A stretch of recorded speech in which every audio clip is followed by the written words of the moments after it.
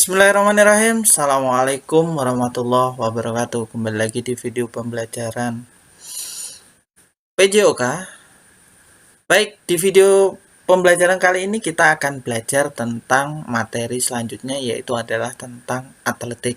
Namun sebelum kita memulai pelajaran kita pada hari ini, marilah kita berdoa menurut agama atau kepercayaan kita masing-masing. Semoga kalian dapat memahami materi yang akan Bapak berikan, dan semoga kalian kita semua diberi kesehatan sehingga terhindar dari penyakit COVID-19. Berdoa dimulai.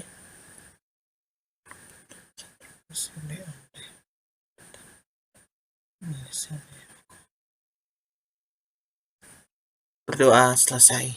Baik, sebagai pengantar untuk materi atletik. Apa sih sebenarnya atletik itu?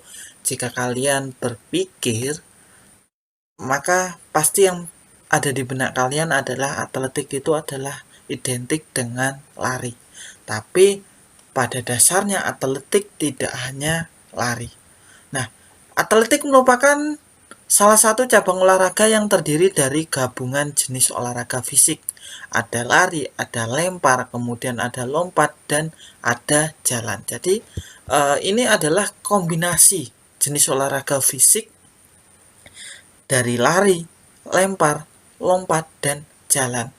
Secara garis besar, atletik itu berasal dari bahasa Yunani yang berarti atlon. Nah, kata tersebut memiliki arti pertandingan atau perjuangan. Mengacu dari kata atletik, maka pengertian atletik adalah suatu perlombaan cabang olahraga tertentu yang meliputi jalan, lari, lompat, dan lempar. Nah, atletik ini juga dikenal sebagai ibu dari segala cabang olahraga.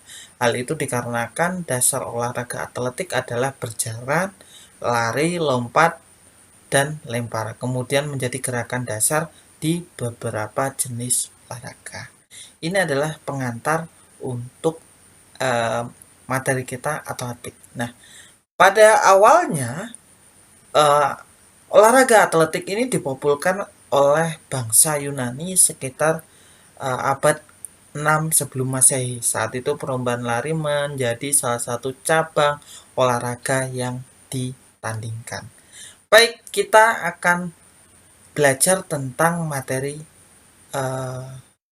atletik apa saja. Jadi ada beberapa yang akan kita pelajari, yaitu adalah tentang jalan cepat, lari sambung, kemudian lompat jangkit, kemudian yang terakhir adalah tentang lempar cakram.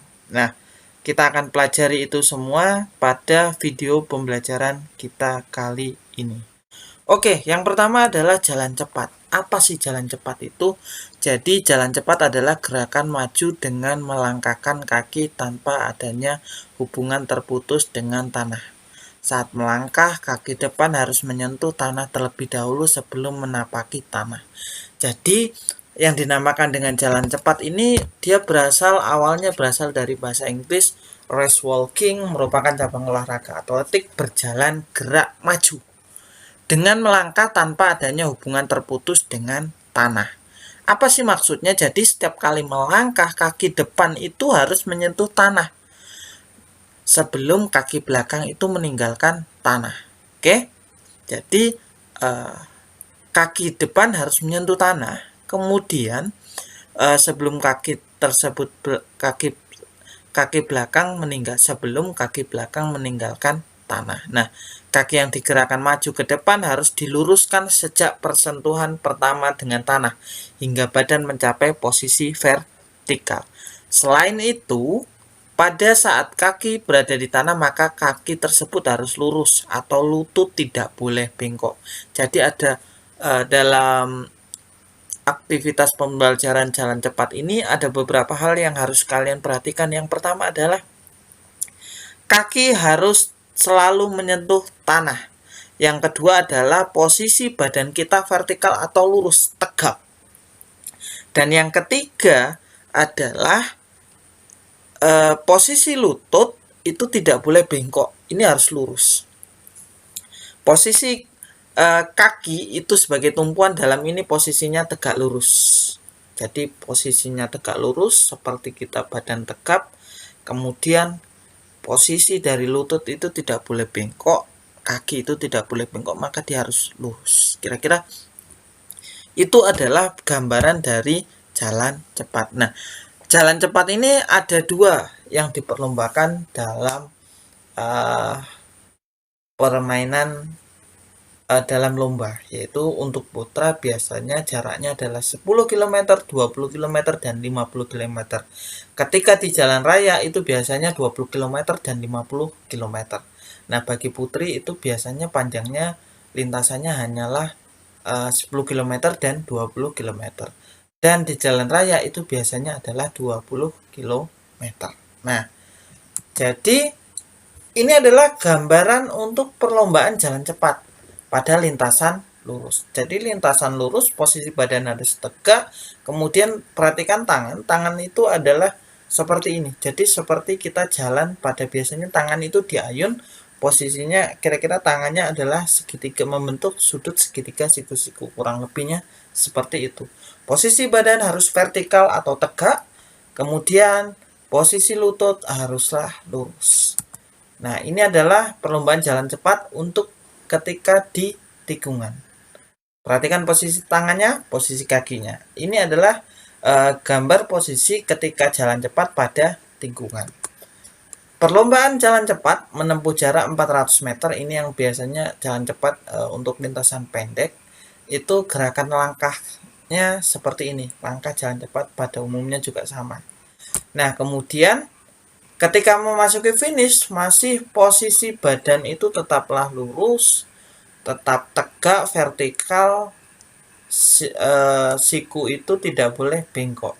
Maaf, lutut. Nah, lutut itu tetap tidak boleh bengkok. Perlombaan jalan cepat untuk 800 meter, nah, dilakukan dengan kecepatan maksimal dengan pengulangan 6-12 kali dengan istirahat atau pemulihan 3-4 menit. Ini adalah hal-hal yang harus dihindari dalam jalan cepat. Yang perlu dihindari adalah hilang kontak dengan tanah. Tidak boleh posisinya itu melayang. Kemudian badan terlalu condong ke depan dan belakang, itu juga harus dihindari. Menarik atau menurunkan titik pusat gravitasi. Kemudian mendorong titik gravitasi menurut jalur yang zigzag. Langkah terlalu pendek ini harus dihindari. Karena yang dinamakan jalan cepat biasanya langkahnya itu haruslah langkah yang lumayan panjang. Ini yang biasanya kaki-kaki panjang, yang cocok untuk jalan cepat. Dan ini adalah hal yang diutamakan. Lutut tetap lurus tadi yang seperti Bapak bilang pada saat melakukan fase tumpuan. Perkuatlah otot-otot belakang atau punggung dan otot-otot dari daerah perut. Cegah badan dengan lengan diangkat terlalu tinggi.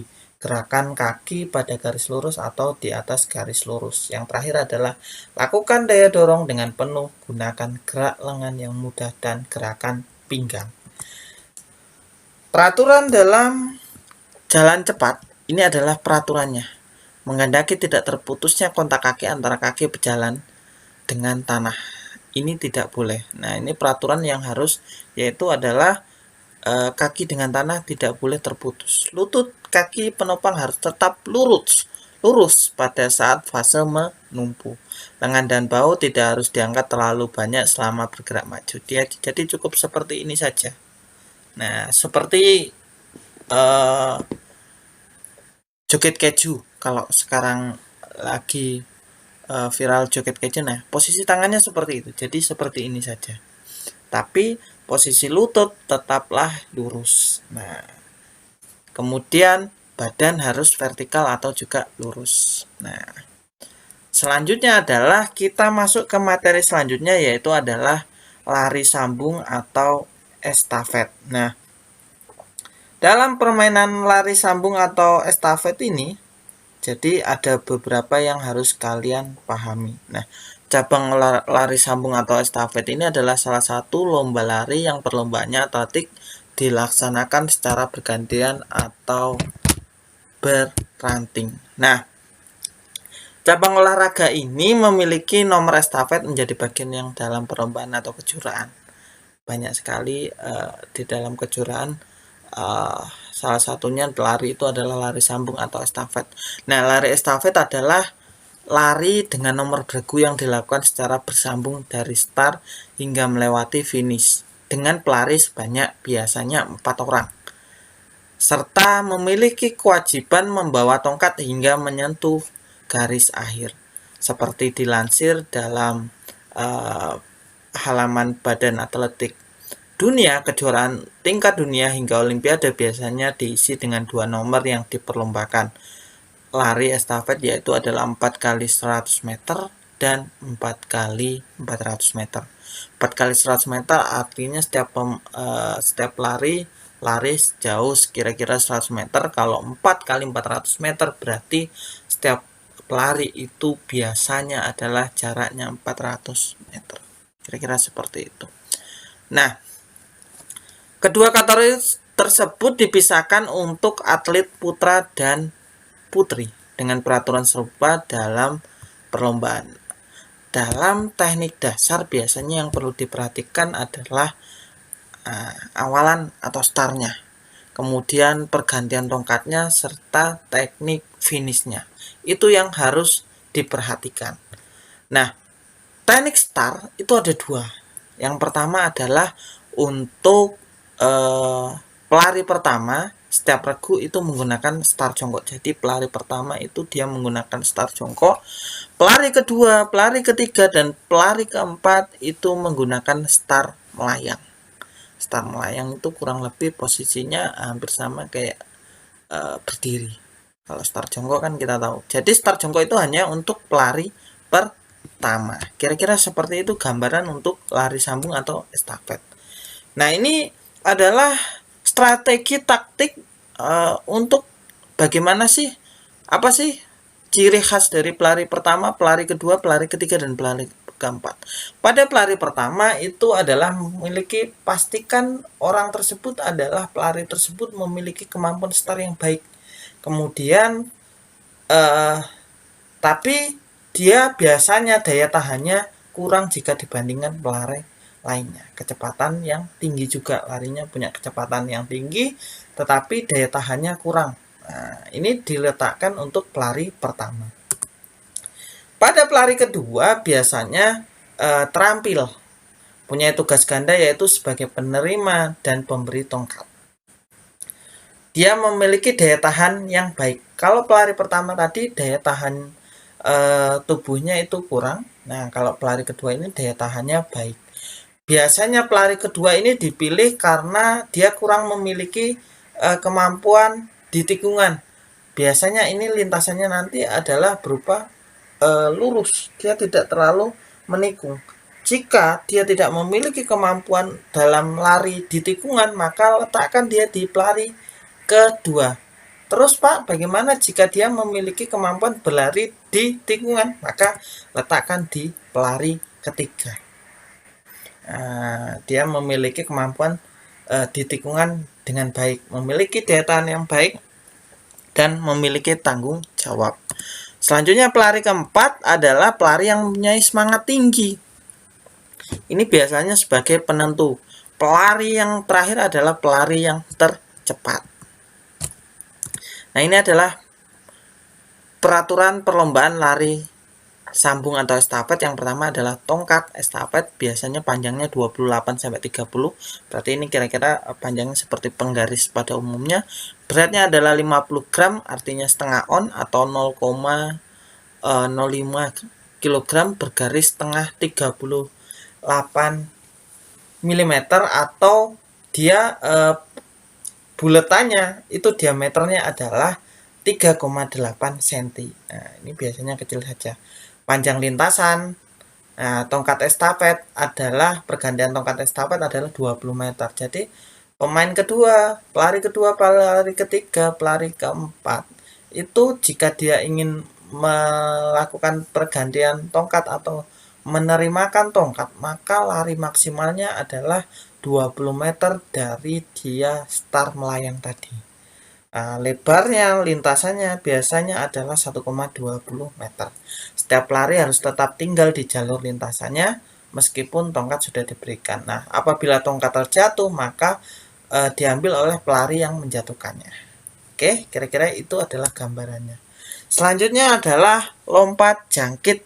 Lompat jangkit ini hampir sama dengan permainan lompat jauh, tapi ada beberapa perbedaan. Nah, biasanya kalau lompat jauh kan awalan, tolakan, kemudian mendarat. Nah, tapi kalau di dalam lompat jangkit ini ada 3 juga, cuma berbeda.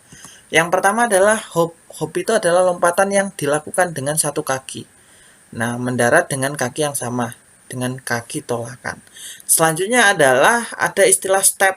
Step ini sebagai langkahnya. Jadi setelah dia menolak, ada lompatan yang harus dia lakukan dengan satu kaki mendarat. Nah, terlahir adalah jump atau melompat. Nah, ini biasanya ada 3 nanti. Bapak akan memberikan nanti video gambaran seperti apa sih lari jangkit itu. Tapi ini adalah dasarnya, ada hop, ada step, ada jump. Jump itu ketika dia melakukan tolakan kemudian mendarat. Nah, dengan 2 kaki sama seperti lompat jauh. Oke, ini adalah gerakan awalan. Lari seperti biasa, lari seperti lompat jauh pada umumnya. Kemudian bedanya adalah ini adalah tolakan untuk berjingkat. Berjingkat itu untuk mengambil tolakan atau ini langkah. Jadi langkahnya itu ada beberapa langkah, Bapak lupa setelah dia melakukan tadi tolakan. Maka biasanya kalau permainan lompat jauh ketika sudah tolakan maka dia akan loncat kemudian mendarat. Nah, tapi kalau ini setelah dia melakukan tolakan tidak lompat tapi harus melangkah dulu. Seperti jalan cepat tadi, langkahnya harus besar. Mengambil 3 sampai 5 langkah kemudian baru melakukan lompatan. Nah, ini gerakan tolakan pada saat melompat seperti menggantung. Kemudian ini adalah gerakan mendarat dengan 2 kaki, posisi badan yang idealnya adalah seperti ini. Nah, oke, ini adalah gerakan keseluruhan lompat jangkit kalau digabungkan dari awal sampai akhir. Ketika dia melakukan awalan, kemudian tolakan, setelah tolakan dia melakukan melangkah, kemudian tolakan lagi, dan terakhir adalah lompat kemudian mendarat. Nah, ini yang harus dihindari ketika dalam lompat jangkit. Yang pertama adalah mendarat pada tumit. Nah, ini mendarat dengan tumit ini bahaya juga nih. Nah, badan condong terlalu ke depan nanti sehingga biasanya dia akan pemain jatuh. Kemudian mendarat dengan penuh ketegangan, gerakan badan yang pendek, mendadak dan menyelang tubuh. Ketidakseimbangan badan. Nah, ini harus dihindari atau dijauhi. Biasanya kalau tidak seimbang akan jatuhnya itu tidak seperti tadi posisinya, kedua kaki mendarat. Nah, ini yang harus dilakukan. Pendaratan yang aktif, usahakan badan senantiasa tegak, mendarat dengan seluruh tapak kaki mencapai gerakan yang seimbang dalam lompatan. Nah, yang terakhir adalah lempar cakram. Apa sih lempar cakram itu? Jadi lempar cakram ini adalah salah satu nomor lempar dalam cabang atletik. Dalam suatu perlombaan atletik, nomor lempar cakram, atlet yang dinyatakan juara adalah mendapat lemparan yang paling jauh. Nah, lempar yaitu adalah olahraga dengan cara melempar. Ada beberapa lempar olahraga dengan cara melempar. Yang pertama adalah lempar lembing, lempar peluru, lempar martil, dan lempar cakram. Nah, cakram ini adalah kenapa dinamakan lempar cakram? Karena dia adalah cabang atletik yang menggunakan sebuah kayu yang berbentuk piring yang bersabuk emas. Nah, luarnya itu adalah bersabuk emas, bersabuk besi. Dia bundar pipih seperti UFO, kira-kira seperti itu. Nah, gerakan memegang cakram yang pertama adalah cakram dipegang dengan disangga oleh jari tangan dan menekuk. Jadi jari tangan itu menekuknya seperti ini. Dia tidak rapat. Jadi yang ditekuk itu adalah yang atas-atasnya ini. Nah, dia posisinya adalah tidak rapat, posisinya adalah tangan renggang, biasanya yang megang itu adalah keempat jari, kecuali adalah ibu jari. Nah, gambarnya adalah seperti ini. Ini adalah gerakan awal dari lempar cakram. Posisi tangan, ya, jadi yang memegang cakram itu adalah 4 jari kecuali ibu jari. Nah, dia yang bagian atas saja. Nah, ini ketika selain gayanya adalah gaya menyamping, gaya lemparan cakram adalah melempar dengan awalan memutar, berputar dengan 1,5 putaran. Apa sih 1,5 putaran? Jadi kira-kira seperti ini. Jadi dia memutar sekali dulu, kemudian dia akan melakukan setengah putaran, kemudian dia akan melempar cakramnya. Nah, ini gerakan awal berputar kira-kira seperti ini. Dia memutar seperti biasa, kemudian ketika dia lihat posisi awalnya adalah seperti ini. Dia membelakangi dari garis, membelakangi dari lintasan. Ketika sudah dilempar, maka dia akan menghadap ke lintasan. Gerakan melempar cakram. Cakram jika benar lemparannya, maka putarannya adalah dengan searah dengan jarum jam. Jika dia salah, dia akan berlawanan dengan arah jarum jam. Ini adalah gerakan pertama melempar cakram, gerakan kedua melempar cakram, dan gerakan tiga melempar cakram. Nah, kira-kira seperti ini. Nah, ini adalah peraturannya. Lapangannya berbentuk lingkaran dengan diameter 2,5 meter, garis batas lemparannya sebelah kiri dan kanan 75 meter. Biasanya lingkarannya kurang lebih seperti segitiga. Cakram berbentuk cakram bulat. Nah, untuk putra itu adalah beratnya 2 kilo dan untuk putri biasanya adalah 1 kilo. Baik, pembelajaran untuk atletik Bapak rasa cukup. Itulah yang bisa Bapak sampaikan untuk permainan atletik. Ada jalan cepat, lari jangkit, kemudian tadi ada lari estafet, dan terakhir adalah lempar cakram. Jika kalian ada pertanyaan, maka silakan japri ke Bapak. Marilah kita tutup pembelajaran ini dengan baca hamdalah. Alhamdulillah, materi selesai. Bapak akhiri, assalamualaikum warahmatullahi wabarakatuh. Terima kasih.